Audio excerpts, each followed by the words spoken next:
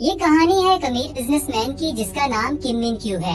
मिन क्यू को एक बहुत ही भयानक बीमारी है जिसमें वो जब भी किसी दूसरे इंसान को टच करता है तो इसके जिस्म पर खौफनाक दाने पड़ने लगते हैं और इसे सांस लेने में भी दिक्कत होती है। यहाँ तक कि वो बेहोश हो जाता है या मर भी सकता है। मिन क्यू भी चाहता है कि इसकी गर्लफ्रेंड हो, लेकिन अपनी इस बीमारी की वजह से वो लड़कियों को टच नहीं कर सकता और इसी वजह से इसने घर में अपने आप को 10 साल से कैद किया हुआ है। मिन क्यू अपने घर से बाहर नहीं जाता। इसके पर्सनल डॉक्टर ओ ने इलाज करने की कोशिश की लेकिन कोई फायदा नहीं हुआ। लेकिन एक दिन इसका डॉक्टर मिन क्यू से कहता है कि वो अपनी इस बीमारी के साथ जीना सीख ले। साथ ही वो मिन क्यू को एक स्मार्ट वॉच देता है जिसमें अलग अलग किस्म के रंग होते हैं जो इसकी एलर्जी की हालत को बताते हैं। ब्लू रंग में एलर्जी नॉर्मल, येलो में हल्का सा अटैक, ऑरेंज में मिन क्यू की एयरवेज बंद हो जाएंगी और रेड में वो कुछ ही मिनट्स में मर जाएगा। एक दिन प्रोफेसर होंग नामी साइंटिस्ट मिन क्यू से राब्ता करता है और वो कहता है कि इसने अपनी टीम के साथ मिलकर एक बहुत ही इंटेलिजेंट रोबोट तैयार किया है और क्योंकि वो रोबोट इंसान नहीं है इसलिए मिन क्यू जब भी रोबोट को टच करेगा तो इसे कोई अटैक नहीं आएगा। प्रोफेसर होंग इस रोबोट की कीमत $100 बिलियन बताता है।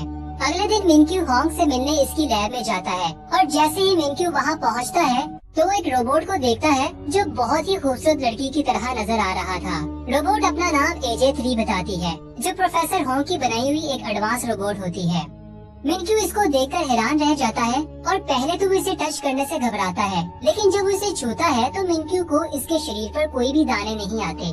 ये देखकर मिन क्यू बहुत खुश हो जाता है और AJ3 मंसूबे में फंड भी लगा देता है। अगले दिन लैब में प्रोफेसर की टीम रोबोट को टेस्ट कर रही होती है। टीम का एक बंदा सोडा की बोतल फेंकता है जिसकी एक बूंद रोबोट के प्रोसेसर में जा गिरती है जिससे शॉर्ट सर्किट होता है और प्रोसेसर तबाह हो जाता है। प्रोफेसर और उसकी टीम परेशान हो जाते हैं क्योंकि अगले दिन AJ3 को डिलीवर करना था। अब रोबोट को रिपेयर करने में बहुत सारे दिन लग जाएंगे और इससे इनकी डील कैंसिल भी हो सकती है। इसलिए प्रोफेसर होंग एक प्लान बनाता है। इसे याद आता है कि इसकी एक्स गर्लफ्रेंड GR जो कि रोबोट AJ3 की प्रोटोटाइप है, इसे मिन क्यू को रोबोट बनाकर भेजने का सोचता है। अगले दिन होंग GR से मिलने जाता है। प्रोफेसर होंग GR को कहता है कि अगर वो एक दिन के लिए AJ3 बने तो वो इसे 10 मिलियन देगा। यहाँ हमें पता चलता है कि GR बहुत गरीब है और इसे पैसों की जरूरत है, इसीलिए वो इस ऑफर को एक्सेप्ट कर लेती है। प्रोफेसर अगले दिन GR को लैब में ले जाता है और इसे रोबोट दिखाता है। इसके बाद सब मिलकर इसे सिखाते हैं कि AJ3 किस तरह से काम करता है और GR को रोबोट जैसे सेम कपड़े पहनाते हैं। इसके सर पर विग और आंखों में लेंस लगाते हैं जो कैमरे की तरह काम करते हैं। प्रोफेसर और इसकी टीम कैमरे की मदद से GR को मॉनिटर करेंगे। अब GR को सब समझाने के बाद एक लॉकर में बंद करके मिन क्यू के घर में लाया जाता है। मिन क्यू जैसे ही इसे लॉकर से खोलता है तो GR इसे देखकर डर जाती है।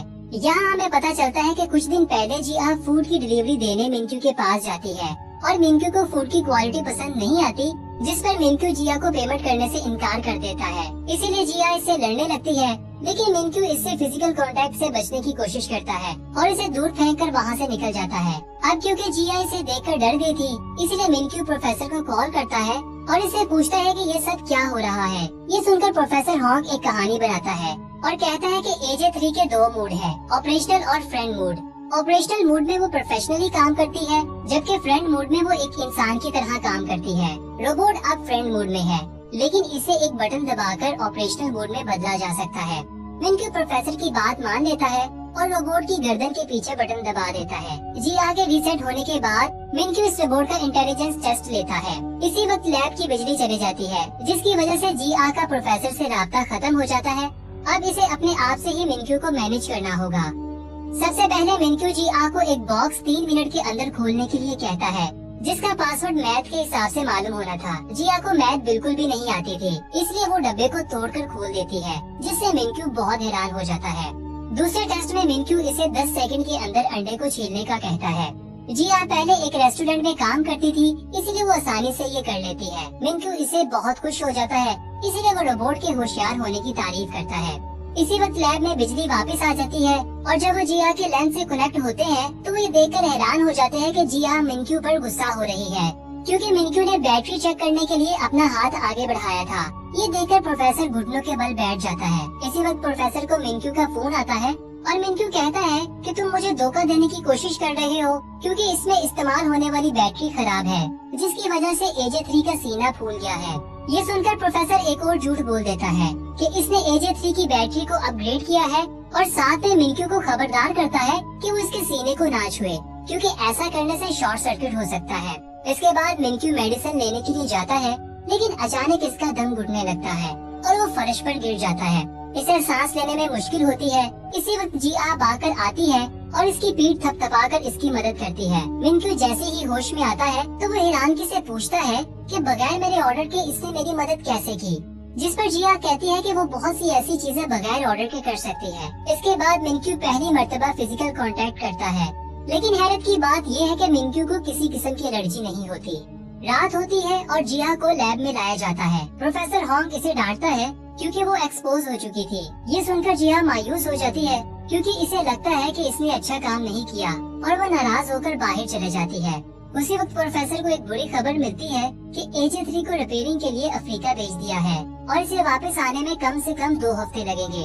इसी वक्त मिनक्यू की कॉल आ जाती है और वो प्रोफेसर से कहता है कि इसे 1 महीने के लिए AJ3 चाहिए। वो रिपोर्ट को मजीद डीपली समझना चाहता है। अब प्रोफेसर के पास जिया को वापस लाने के अलावा और कोई रास्ता नहीं बचा था, इसलिए वो जिया के पास जाता है और इसे कुछ हफ्तों के लिए रोबोट बनने का कहता है। इस बार वो इसे ज्यादा पैसे देने की पेशकश करता है, इसीलिए जिया राजी हो जाती है। प्रोफेसर कहता है कि जब तक असली AJ3 नहीं आ जाता तब तक तुम्हें काम करना पड़ेगा और हम तुम्हें हर रात रिचार्ज करने के बहाने लैब में वापस ले आएंगे। अगले दिन बदकिस्मती से जिया को डायरिया हो जाता है और वो मैनेज करने की बहुत कोशिश करती है, लेकिन गलती से वो फार्ट कर देती है। मिनक्यू हैरानगी से पूछता है कि ये क्या आवाज है, जिस पर रोबोट जवाब देता है कि ये आपने किया है मेरे मालिक। जल्द ही गंध चारों तरफ फैल जाता है, इसीलिए जिया इसे कपड़े बदलने का कहती है। बोला बाला मिनक्यू इस पर यकीन कर लेता है क्योंकि इसके अलावा यहाँ और कोई इंसान नहीं है और वो कपड़े बदलने चला जाता है। इसका फायदा उठाकर वो भागकर वॉशरूम की तरफ निकल जाती है।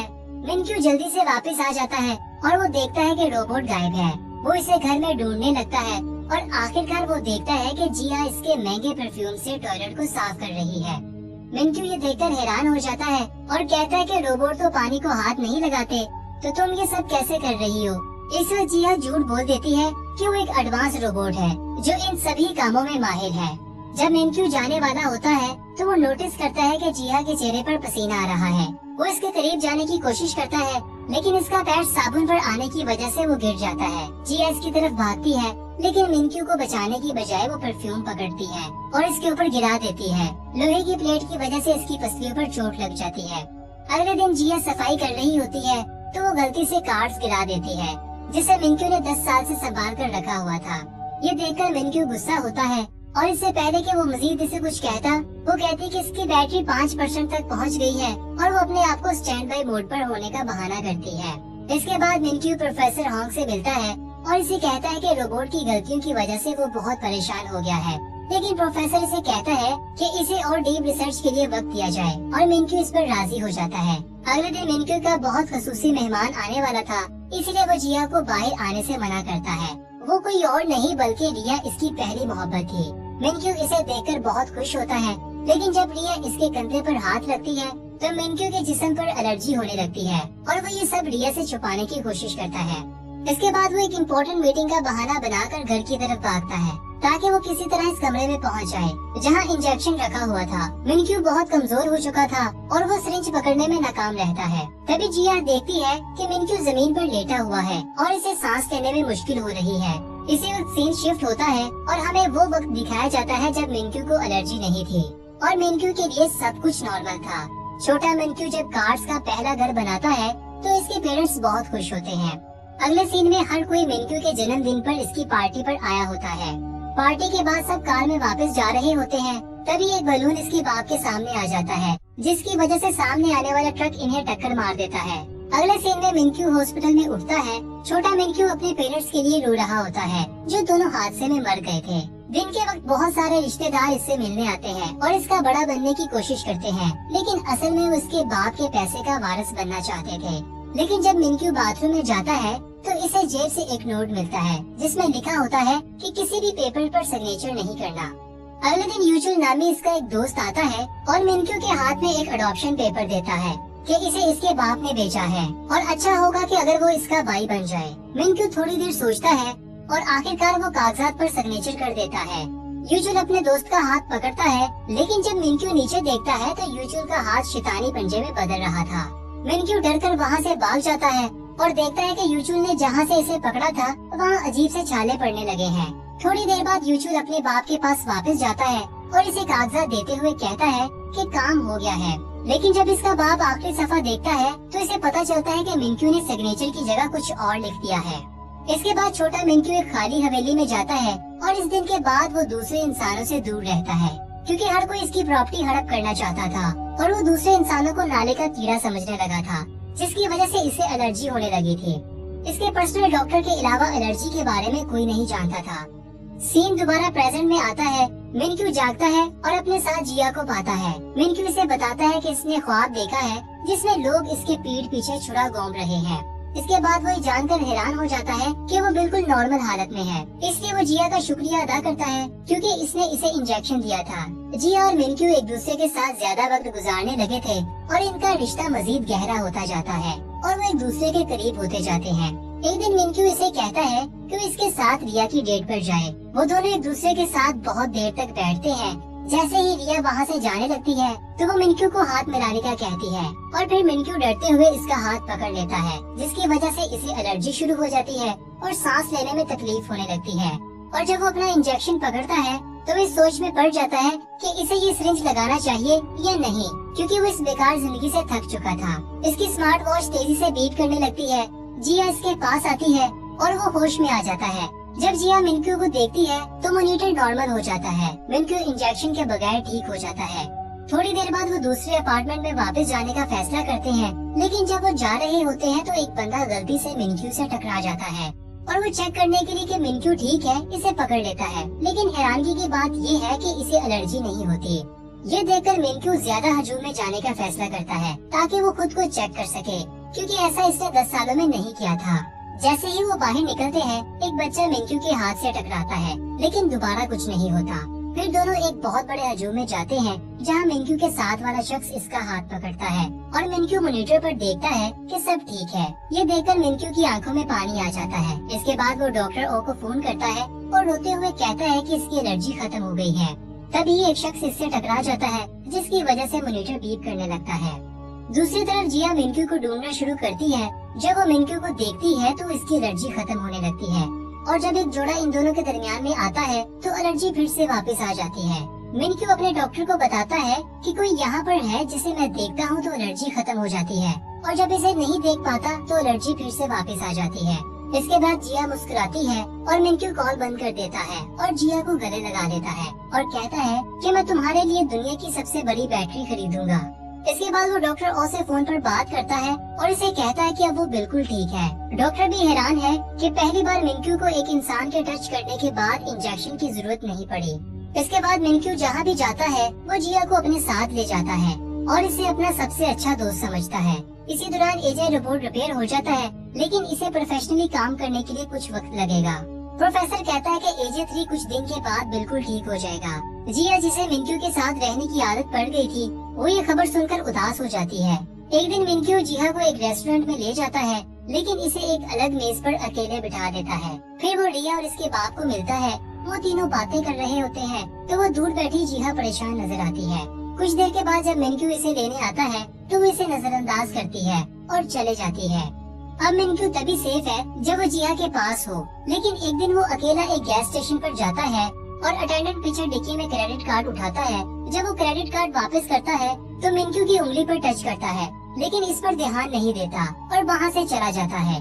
थोड़ी दूर जाने के बाद इसे याद आता है कि अटेंडेंट के हाथ के टच करने के बाद इसे कुछ भी महसूस नहीं हुआ और मॉनिटर बिल्कुल नॉर्मल है, हालांकि जिया भी इसके साथ नहीं है। इसके बाद क्यूमिन अपने प्रोफेशनल डॉक्टर को मिलने जाता है और इसे पिछले 10 सालों से इसकी मेहनत का शुक्रिया अदा करता है कि वो अब बिल्कुल ठीक हो गया है। इसके बाद डॉक्टर क्यूमिन से कहता है कि वो एजे 3 को वापस भेज सकता है क्योंकि अब वो मुकम्मल ठीक हो गया है। अगले दिन क्यूमिन प्रोफेसर के पास जाता है और कहता है कि वो रोबोट से मोहब्बत करता है। प्रोफेसर कहता है कि वो एक रोबोट के बारे में बात कर रहा है जो पहले से प्रोग्राम किया गया था। ये सुनकर मिनक्यू कहता है कि वो पागल हो रहा है और प्रोफेसर से इसका हल पूछता है। अगले दिन प्रोफेसर मिनक्यू के पास आता है और इसे कहता है कि एक रास्ता है, अगर वो एजे 3 को रीसेट कर दे, इसी तरह वो सब कुछ भूल जाएगी और तुम अपनी जिंदगी में आगे बढ़ सकोगे। मिनक्यू उदास हो जाता है, लेकिन वो जानता है कि अब यही रास्ता बचा है। इसके बाद जीहा भी ये खबर सुनती है और वो भी परेशान हो जाती है। जीहा आखिरी बार एजेंट 3 के कपड़े पहनती है। अगले सीन में हम देखते हैं कि जीहा मिनक्यू के सामने खड़ी है और बर्फबारी हो रही है और मिनक्यू इसे आखिरी बार सैर के लिए ले जाता है और वापस हवेली में ले आता है। आखिरकार वो एक दूसरे का सामना करते हैं। मिनक्यू इसका शुक्रिया अदा करता है। ये सुनकर जीहा की आंखों में आंसू आ जाते हैं। इसके बाद मिनक्यू जीहा के पास जाता है और इसे अपनी माँ का हार निकालकर जीहा के गले में डाल देता है। इसके बाद वो इसे गले लगाता है और मिनक्यू रीसेट का बटन दबा देता है। लैब में असली एजेंट 3 रिपोर्ट करता है कि मिनक्यू का फोल्डर डिलीट कर दिया गया है। रात को मिनक्यू और जीहा सोते वक्त रोते हैं। जीहा इतनी रोती है कि अगली सुबह वो बीमार पड़ जाती है। इसे हॉस्पिटल ले जाया जाता है और हम देखते हैं कि इसने अभी भी मिनक्यू की माँ का हार पहन रखा है। इसके बाद वो दोनों अपनी जिंदगी में आगे बढ़ जाते हैं, जहाँ जीहा अपनी दादी के शहर चली जाती है, जबकि मिनक्यू रिहा के साथ शादी की तैयारी करता है। एक दिन मिनक्यू ट्रेन पर चढ़ता है, जहाँ वो एजेंट 3 जैसा चेहरा देखता है और वो सोचता है कि ये वही सेम रोबोट है। दोनों एक दूसरे के आमने सामने बैठने के बावजूद कुछ भी बात नहीं करते, क्योंकि जीहा को मिनक्यू के साथ बोलने से मना किया गया था।